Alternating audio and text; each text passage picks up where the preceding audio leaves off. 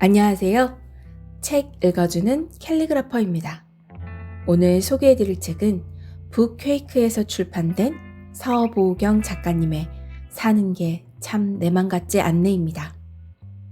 이 책은 이 세상을 살아가는 모든 직장인들에게 단순하지만 명확하게 직장인의 삶을 응원하는 책입니다. 직장인들이라면 모두 겪을 수 있는 슬럼프, 퇴사하고픈 마음, 인간 사이에서의 고달픔 등등을 어렵지 않게, 그럴 땐 이렇게 마음을 먹어보면 어떨까요? 하는 방향도 제시해주고 공감도 해주는 에세이입니다. 파랑새가 집에 있었듯이 행복은 가까이에 있고, 쿵푸 팬더처럼 쿵푸 마스터의 비기는 용문서에 쓰여있는 것이 아니라 매일매일의 수련과 자신감이었듯이 바로 이 책도 직장인들이 이겨낼 수 있는 방법도 가까이에 있지만 우리가 놓치고 있는 부분을 알려주고 있습니다. 서포터즈 활동으로 출판사에서 제공받은 이 책의 첫 장에 작가님이 직접 쓴 짧은 문구가 적혀 있었는데요. 책 앞부분 파란색 종이에 어려운 시기에 이 책이 따뜻한 에너지를 드릴 수 있었으면 좋겠습니다. 늘 건강하시고 행복하세요 라고 쓰여 있었습니다. 이 문장 속 따뜻한 에너지 라는 문구가 이 책을 읽음으로써 우리가 느낄 수 있는 것을 정확하게 표현한 것이 아닐까 하는 생각이 들었습니다. 그럼 어떤 따뜻한 에너지와 응원을 받을 수 있는지, 직장인의 고단한 삶과 치유 방법을 지금 만나러 가시죠.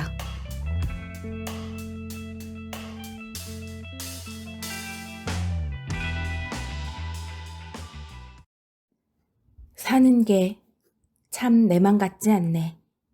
서보경. 프롤로그. 일하다 보면 한 번씩 내가 이렇게까지 해야 되나 싶은 날이 있다. 그런 날에는 창밖에 먼 호공을 바라보며 노을과 함께 사라지고 싶다는 생각이 들곤 한다. 누구나 한 번쯤 다 내려놓고 떠나고 싶다는 생각을 하지만 이내 현실이라는 녀석에게 발목이 잡히고 만다. 성인이 된 후 때론 하고 싶지 않은 일도 해야 했고 하고 싶은 말도 삼켜야 했으며 불편한 사람들을 맞춰줘야 했고 듣고 싶지 않은 말도 버텨내야 했다. 그런데 이토록 힘겨운 하루를 견뎌냈음에도 이를 당연하게 여기는 사람들뿐 누구 하나 수고했다고 토닥여주는 이가 없다. 분명 사회생활을 막 시작했을 땐 퇴근만 하면 신나서 펄펄 날아다녔는데 언제부턴가 몸도 마음도 천근만근 무거워져 버렸다. 사회 초년생일 땐 시키는 일만 하면 되었고 실수를 해도 커버해줄 윗사람이 있었지만 시간이 흐를수록 역할과 책임이 더 무거워져 인생의 중압감에 짓눌려 힘들어도 핸들을 쉽게 틀 수도 멈출 수도 없어 쉬지 않고 달리고 있다. 당신의 이러한 혼란 속에 그리 대단하지도 똑똑하지도 않은 내가 감히 인생의 나침반은 되어줄 순 없지만 당신과 같은 마음에 서서 공감하여주고 응원하고자 집필을 시작하였다. 언젠가부터 우리는 하고 싶은 일보단 해야 하는 일에 집중하고 좋아하는 공부보단 필요한 공부를, 마음의 안부가 아닌 용건이 있는 연락만을, 맹목적인 만남보다 목적이 있는 만남을, 진솔한 이야기보다 타인의 시선을 의식한 언행을 하며 점점 나다움을 이뤄왔다. 자신의 마음을 들여다볼 여유도 없이 쳇바퀴 같은 일상을 살아가며 겉에서 보기엔 멀쩡해 보이지만 내면 깊이 들여다보면 골마있는 사람이 많다. 이렇게 골마가면서도 인생의 무게를 감당하느라 힘들다는 내색도 못한 채 오늘도 아무렇지 않은 척 지친 하루를 버텨내느라 당신 참 애썼다. 이 책을 읽기에 앞서 한 가지 오해가 없었으면 하는 것이 소제목에 자주 등장하는 을이란 표현이다. 나는 갑과 을로 사람을 분류하려고 한 것이 아니라 이 책의 독자층이 단순히 직장인이 아닌 자신을 사업체로 끌어가는 오너도 포함되기에 직장인이란 단어 대신 을이라 표현한 것이니 너무 불편하게 생각하지 않길 바란다. 그간 나에게 참 많은 직장인들과 업체 대표들이 하소연해 왔고 나는 그들의 귀한 에피소드를 담아 이 책을 완성시킬 수 있었다. 그들의 풍부한 인생 스토리가 나에게 깨달음을 주고 나를 저자로 만들어 주었기에 그들에게 감사한 마음을 전하고 싶다. 2020년 1월 새 아침에 저자 서보경 1. 일과의 권태기가 찾아올 때 예전엔 나만 그런 줄 알았다. 단순히 내 감정 기복과 끈기가 약해서 한 번씩 거세게 퇴사 욕구가 몰려오는 것이라 생각했다. 그런데 직장인들의 이야기를 들어보니 모두들 한 번쯤 퇴사 아리를 한 경험이 있으며 그중 많은 이들이 주기적으로 퇴사 준비생이 되어보곤 한다고 했다. 나는 그 시기가 되면 마치 권태기에 접어든 연인 마냥 직장 내 모든 지시사항에 불평불만이 가득 차오르며 평소에도 갑을 썩 좋아하지 않았지만 이때는 갑의 웃음소리조차 거슬린다. 게다가 업무 집중력도 확연히 떨어지고 내가 여기서 뭐하고 있나 하는 회의감이 몰려오며 자꾸 딴 생각을 하게 된다. 이는 비단 직장뿐만이 아니다. 자기 사업인데도 정말 더럽게 때려치우고 싶은 시기가 있다. 사업자도 나 업종을 바꿔야 하나? 나는 사업가 자질이 없는 것이 아닐까? 하는 막연한 두려움이 머릿속을 가득 메우지만 뾰족한 묘수는 떠오르지 않는다. 나는 그간 몇 차례 내가 하는 일에 대한 권태기를 겪으며 깨달은 바가 있다. 아무리 좋아하는 인연도 단점이 부각되어 보이는 시기가 있듯 사람마다 주기의 차이는 있지만 어떤 일을 하든 단점이 더 크게 보이는 시기가 올 수 있다는 것이다. 그렇다면 좋아하는 일을 하면 그런 시기가 안 오지 않을까? 물론 그런 사람도 있겠지만 나는 그렇게 천직이라고 자부하며 죽고 못 살던 강의를 하면서도 방황을 하던 시기가 있었다. 이는 일종의 발작과도 같은데 사람마다 발작 기간이 달라서 한두 달 안에 마음을 다시 다잡는 사람도 있지만 나 같은 경우 최대 6개월 동안 발작이 지속된 적도 있다. 물론 그 시기를 이겨내지 못하고 무너진 적도 있지만 꾸역꾸역 버텨내며 한 가지 깨달은 건 그 당시에는 마치 그 순간이 영원할 것 같았지만 시린 겨울은 때가 되면 자연스럽게 지나가고 또 언제 그랬냐는 듯 봄이 찾아온다는 것이다. 그러니 이러한 시기가 찾아오면 반드시 지나갈 것이라는 것을 인지하고 생각을 단순화시키는 것이 중요하다. 권태기 때 생각이 많아지면 자꾸 부정적인 생각이 꼬리에 꼬리를 물고 늘어져 더욱 암울하게 만들기 쉽지만 나에게는 아주 심플하게 현실적으로 권태기를 잠재우는 요령이 있다. 먼저 자기 자신에게 일을 해야 하는가? 안 해도 되는가?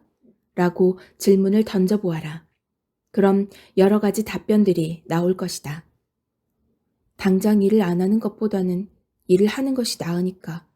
당장 여기보다 더 좋은 조건에서 일할 수 없으니까. 매달 나가야 되는 카드값이 있으니까. 와 같은 아주 현실적인 울림을 들을 수 있을 것이다. 우리가 힘들어도 참고 일하는 이유가 반드시 거창한 비전과 목표 때문이 아니다. 해야 되니까 하는 것이며 버텨야 되니까 참는 것이다. 물론 일할 때 비전을 가지고 자신을 성장시키는 과정으로 생각하면 너무나 좋겠지만 일터를 꿈터로 생각하는 사람이 얼마나 될까? 안타깝게도 일터에서 매일 성취감을 느끼며 즐겁기만 한 사람은 그리 많지 않다. 월말만 되면 실적 압박 때문에 출근하기 싫은 직장인, 진상 고객한테 시달려 매일 정신이 반쯤 나가 퇴근하는 서비스업 종사자, 그 밖에도 불편한 사람들과 업무 스트레스까지 있다 보니 하루에 12번도 더 그만두고 싶은 마음은 지극히 당연한 현상이다. 그러니 부디 부정적인 생각 하나에만 꽂혀 그 생각만 하며 자신을 바닥으로 끌어내리지 않길 바란다. 다들 그렇게 엎치락 덮치락 하며 권태기로부터 연명해 나간다. 어차피 당신은 다른 일을 했어도 권태기는 찾아왔을 것이기에 자신의 선택을 후회할 필요도 없다. 언젠간 지나가겠지 하고 단순하게 생각하고 퇴근 후 워라밸을 즐기며 무덤덤하게 보내다 보면 자연스럽게 권태기는 지나갈 것이다. 6. 한계를 뛰어넘는 힘은 어디서 오는가? 매일 퇴근 후 특별한 일정이 없으면 배드민턴을 치러 가는 친구가 있다. 그는 하루하루의 스트레스를 배드민턴으로 푸는 워라밸의 삶을 살고 있는 직장인이다. 그런데 배드민턴을 시작한 지 1년이 넘었을 때쯤 요즘은 통 재미가 없다며 하소연을 하였다. 왜 그런지 물어보니 처음에 막 시작하였을 땐 매달 자신이 성장하는 것이 느껴져서 재미있었는데 실력이 어느 정도 올라오다가 근래에는 계속 제자리 걸음을 하는 것 같아 흥미가 떨어졌다고 했다. 나 역시 처음에 무언가를 배우면 신나다 못해 거의 미쳐 있곤 한다. 그러다 어느 순간 더 이상 늘지 않고 몇 달째 쳇바퀴 도는 것 같은 기분이 들면 서서히 포기할 준비를 한다. 주위에 사업하는 지인 중에 자신은 사업가 체질이 아닌 것 같다고 하소연하는 분이 계셨다.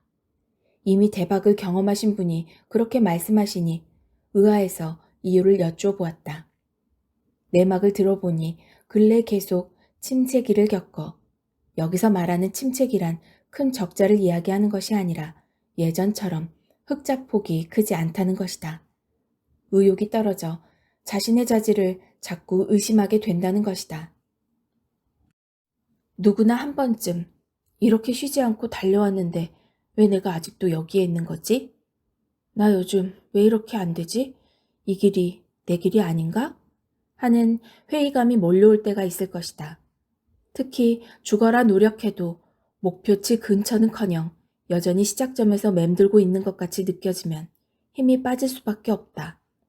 하물며 하기 싫은 일을 하더라도 매달 들어오는 급여 덕에 성취감이 있을 판에 성취감은커녕 매일 회의감에 젖어들다 보면 이내 슬럼프에 빠지고 난다. 그럴 때 나는 등산의 원리 속에서 슬럼프에 대한 해답을 찾는다. 당신은 등산할 때 언제가 가장 에너지 넘치는가? 일반적으론 입산할 때 오늘 정상을 정복한다 고 하며 가장 화이팅 넘친다. 그렇다면 당신은 등산 중 언제가 가장 힘들다고 느끼는가? 아마도 많은 이들이 정상에 가까워질수록 숨이 턱턱 차오르며 한 걸음이 1km 같이 느껴질 것이다. 나는 분명 걷고 있는데 몸이 안 나가지는 듯한 느낌, 뒤에서 누가 쭉 잡아당기고 있는 듯한 느낌을 받을 때가 있다. 내 감각에만 의존하면 나는 뒤로 가고 있는 것처럼 느껴지지만 누가 봐도 나는 한 걸음 한 걸음 앞으로 나아가는 중이다. 2009년 남동생과 함께 한겨울에 아이젠을 착용하고 한라산을 등반한 적이 있다. 처음에는 설산이 너무 아름다워 수십 장의 사진을 찍으며 으쌰으쌰 하고 올라가다 대피소에서 컵라면에 김밥을 먹고 난 뒤 다리의 힘이 완전히 풀려버렸다. 다시 일어나 얼마 남지 않은 정상을 향해 움직이려니 태풍 끝바람에 몸을 가누기도 힘들고 눈보라가 얼굴을 때려 눈이 잘 떠지지도 않는다며 결국 7km가 넘는 거리를 등반하고 마지막 2.3km를 버티지 못한 채 하산하고 말았다. 나는 이날의 경험을 통해 슬럼프의 유입 경로를 알 수 있었다. 그동안 슬럼프는 외부의 사건으로부터 유입되는 것이라고 생각했었는데 깊이 들여다보니 나의 의지 박약으로부터 시작된 것이었다. 태풍 끝바람, 눈보라는 명백한 나의 합리화였다. 나는 분명 정상까지 얼마 남지 않았다는 것을 알면서도 그 순간 자신과의 싸움에서 이기지 못하고 포기한 것이다. 누구 하나 나에게 하산하라고 등 떠민 것도 아니었고 그렇다고 기상악화로 길이 통제된 것도 아니었다. 이렇듯 나는 매번 제자리 걸음을 하는 듯한 시기가 오면 안 되는 이유만 늘어놓으며 잠재되어 있던 슬럼프를 깨워내기 바빴다. 내가 만약 의지가 강했더라면 이는 제자리 걸음을 가장한 전진임을 자각하고 한 걸음 한 걸음 힘겹게 나아갔을 것이다. 근래에 지난번 배드민턴 슬럼프에 빠졌던 친구로부터 반가운 연락을 받았다. 중간에 포기하고 하산했던 나와는 달리 그 친구는 요즘 한계를 뛰어넘어 날아다닌다는 자랑을 늘어놓았다. 그 이야기를 듣고 "야, 멋진데? 비결이 뭐야?" 라고 묻자 생각보다 단순한 대답에 놀랐다. 더 솔직히 말하면 별거 없었다. 그냥 여느 때처럼 퇴근 후 배드민턴을 치러 간 것이 전부였다. 그는 특별히 레슨을 받거나 더 잘하려고 피땀을 흘리며 노력을 한 것이 아니었다. 많은 사람이 한계에 부딪혔을 때 초인적인 에너지와 대단한 능력이 한계를 뛰어넘게 하는 것이라 생각하지만 사실 제자리 걸음인 듯한 그 답답한 시기를 꾸준히 끌고 가는 힘으로 한계를 뛰어넘는 것이다. 우리가 살다 보면 한 발짝도 내 뜻대로 나아가기 힘든 막막한 시기를 겪을 때가 있다. 그럴 때 자신이 안 되는 이유를 합리화시켜 잠들어 있는 슬럼프를 깨우는 대신 "아, 이제 거의 다 왔구나" 하며 손뼉 치며 기뻐하라. 당신이 거의 다 왔기 때문에 한 걸음 한 걸음이 무겁고 지치는 것이다. 지친 몸과 마음을 토닥이며 힘겹게 한 걸음씩 떼나가다 보면 당신도 모르는 사이 이미 그 한계를 뛰어넘은 자신과 만나게 될 것이다. 우리 머리는 제자리 걸음으로 인지하겠지만 우리 몸은 조금씩 나아가고 있는 중이다. 지친 몸을 이끌고 힘겹게 한 걸음씩 떼어 나가다 보면 당신도 모르는 사이 이미 그 한계를 뛰어넘은 자신과 만나게 될 것이다. 9. 우리에겐 트림만 해도 칭찬받던 시절이 있었다. 예전에 타국에서 생활하며 아무리 주위에 친구들이 있어도 채워지지 않는 공허함이 몰려오는 날이 있었다. 그때는 내가 어렸기 때문에 멘탈이 약해서 느끼는 감정이라고 생각했는데 나이가 들어도 여전히 한 번씩 공허하고 먹먹한 감정이 몰려올 때가 있다. 나만 그런가 싶어 주위에 감정의 요동이 거의 없는 지인들에게 이런 날이 없는지 물어봤다. 내가 오랜 시간 알고 지내며 봐온 이들의 성향은 외사에 무덤덤하며 크게 기뻐하지도 그렇다고 크게 다운되지도 않았는데 이들 역시 간혹 특별한 이유 없이 알 수 없는 감정에 빠져든다고 했다. 그중 놀라웠던 것은 내가 평소에 상남자 중 상남자라고 생각했던 지인조차 가끔 마음이 유리장 같은 날이 있다고 했다. 그 이야기를 듣고 나만 그런 것이 아니라는 생각에 왠지 모를 위안이 되었다. 분명 나이가 들수록 나 자신을 컨트롤할 수 있는 능력도 더 강해지고 사는 게 더 유연해지는 것 같은데 왜 그런 감정이 한 번씩 파도처럼 몰려오는 것일까? 나는 이러한 현상을 자존감이 우리에게 보내는 신호라 해석했다. 기억은 잘 안 나겠지만 우리에게는 트림만 해도 칭찬받던 시절이 있었다. 뒤집기만 해도 부모님이 "우리 애가 뒤집기를 했네" 하시며 손뼉치고 좋아하셨고 첫 걸음마를 한 날엔 마치 마라톤 우승이라도 한 마냥 눈물을 머금고 기특해 하셨다. "엄마!" 이 한마디만 해도 온 동네에 자랑하셨고 한 번씩 까르르 웃기만 해도 주위 사람들이 행복해하던 때가 있었다. 우리에게는 아무것도 하지 않아도 그저 먹고 자고 싸기만 반복해도 존재만으로 귀염받던 시절이 있었다. 그러다 언제부턴가 아기 때처럼 존재만으로 사랑받기가 어려워졌다. 초등학교만 가도 칭찬받는데 조건이 붙기 시작한다. "엄마, 나 오늘 받아쓰기 100점 맞았어." "엄마, 나 오늘 발표 3번 했어." "엄마, 나 학교에서 글짓기상 받았어." 그 어린 나이에도 뭐가 그렇게 칭찬받고 싶었는지 집에 가면 늘 엄마한테 칭찬받을 수 있을 만한 이야기를 조잘거리곤 했다. 성인이 되어 돈을 벌기 시작한 이후론 눈에 보이는 성과를 내야지만 존재감을 인정받곤 하였으며 어쩔 땐 그렇게 고생을 했음에도 칭찬은커녕 수고했단 말 한마디 못 듣는 날도 수두룩하였다. 몇 년 전부터 매년 한 해 한 해가 참 쉽지 않다는 생각이 들었는데 내 지인들 역시 예외는 아닐 거라는 생각이 들어 나는 매년 연말이 되면 올 한 해도 수고 많았어. 이 한마디만큼은 아끼지 않고 있다. 그중 나의 연말 인사에 유독 뭉클해하는 지인이 있었다. 이유를 들어보니 근 몇 년 사업이 너무 안 풀려 엄청난 마음고생을 했음에도 주위에서 수고 많았다는 인사 한마디를 듣지 못했다고 하였다. 일이 잘 풀릴 때는 역시 능력자, 정말 대단해. 와 같은 자존감을 높여주는 말을 종종 듣다가 일이 꼬이면서부터 내 돈 언제 갚을 거냐? 수습 어떻게 할 거냐? 와 같은 압박의 언어가 일상이 되었다고 한다. 매년 그 누구보다 열심히 달려왔지만 연말이면 직원들에게 수고했다고 인사하기 바쁠 뿐 정작 자신을 토닥여주는 이가 없다고 하소연을 하는 대표도 있고 회사를 위해 1년 내내 죽어라 달려왔음에도 수고했다는 인사 한마디를 듣지 못한 채 하늘을 마무리하는 직장인도 있다. 사람은 죽을 때까지 존재만으로 사랑받고 칭찬받아야 하는 존재인데 나이가 들수록 내가 숨만 쉬어도 기특하다고 말하는 사람은 없는 것 같다. 아무리 성인이라도 자신의 존재감을 인정받아야 채워지는 에너지가 있는데 이것이 제때 채워지지 않아 마음의 결핍이 일거나 한 번씩 공허함이 몰려오는 것이 아닐까 싶다. 휴대폰처럼 인간도 주기적으로 충전이 필요한데 육체적 충전은 푹 쉬어줌으로써 회복이 되지만 많은 이들이 영혼 충전의 필요성을 못 느끼는 데다 충전법조차 잘 모른다.